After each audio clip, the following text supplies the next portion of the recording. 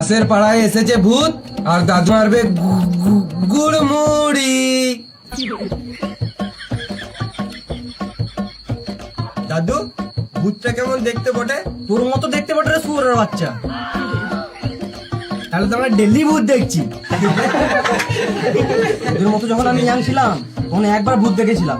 হ্যাঁ মা, দাদু বোকাচোদা বানাচ্ছে, ভূত টুত কিছু হয়ই না। বেশ, শ্মশানে আমি একটা লাল কাপড় রেখে আসবো। তোর গাড়ি যদি দম থাকে তাহলে ওই কাপড়টা নিয়ে আসবি, দেখবো তো।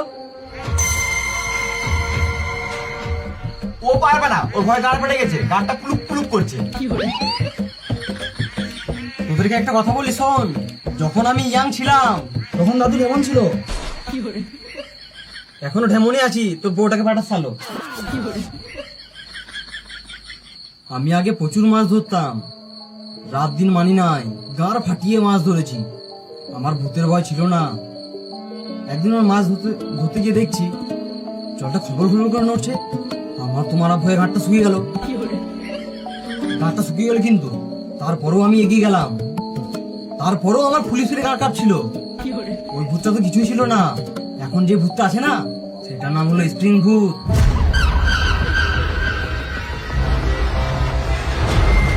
এর কপালে লাল আলো জ্বলছে, একে ধরাই যাচ্ছে না। আলোটা এখনই এখানে আছে, আবার এখনই লাফিয়ে অন্য জায়গায় চলে গেছে। এই লাল আলো, লাল আলো, লাল আলো।